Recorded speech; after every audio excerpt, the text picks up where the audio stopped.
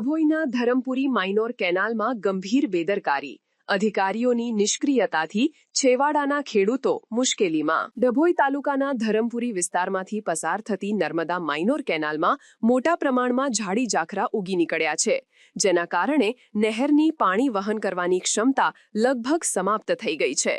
ચોમાસું સમાપ્ત થઈ ગયું હોવા છતાં અને નર્મદા નિગમના અધિકારીઓ પાસે આગામી 8 મહિનાનો સમય કેનાલની સફાઈ માટે ઉપલબ્ધ હોવા છતાં કોઈ પણ પ્રકારની સફાઈ કામગીરી જોવા મળી રહી નથી। આ ગંભીર બેદરકારીને કારણે છેવાડાના ખેડૂતોને સિંચાઈના પાણીથી વંચિત રહેવાનો ભય સતાવી રહ્યો છે, જેને લઈને ખેડૂતોમાં ભારે રોષ સાથે વહેલી તકે સફાઈની માંગ ઉઠી છે।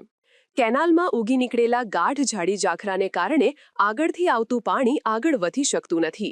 આ ઝાડીઓ પાણીના પ્રવાહને રોકી રાખે છે, જેના પરિણામે છેવાડાના વિસ્તારોમાં જ્યાં પાણી પહોંચવું જોઈએ ત્યાં પાણી પહોંચતું નથી।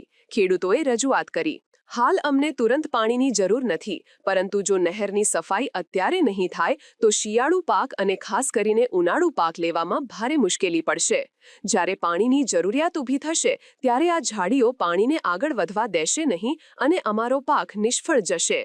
સ્થાનિક ખેડૂતોએ નર્મદા નિગમના અધિકારીઓના કામકાજની પદ્ધતિ પર ગંભીર આક્ષેપો કર્યા છે।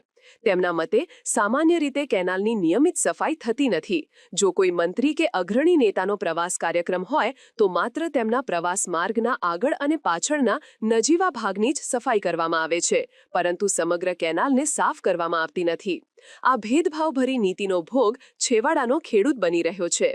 ખેડૂતોએ પહેલેથી જ કમોસમી વરસાદનો મોટો માર સહન કર્યો છે, જેના કારણે તેમને ભારે નુકસાન થયું છે।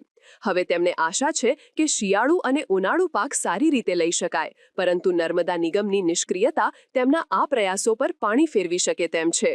ધરમપુરી વિસ્તારના ખેડૂતોએ નર્મદા નિગમના લાગતા વળગતા અધિકારીઓ અને સરકારને અપીલ કરી છે કે ખેડૂતોની મુશ્કેલીઓને સમજીને તાત્કાલિક ધોરણે આ માઇનોર કેનાલની સંપૂર્ણ સાફ સફાઈની કામગીરી હાથ ધરવામાં આવે, જેથી સમયસર છેવાડાના ખેતરો સુધી પૂરતું પાણી પહોંચી શકે અને આગામી પાકનું ઉત્પાદન સુનિશ્ચિત થઈ શકે। સમાચારની અવનવી અપડેટ જોતા રહો નિખરતા ગુજરાત ન્યૂઝ સાથે। નિખરતા ગુજરાત ન્યૂઝને લાઇક, શેર, સબસ્ક્રાઇબ કરો અને બેલ આઇકન દબાવીને સમાચારની ઝડપી માહિતી મેળવો।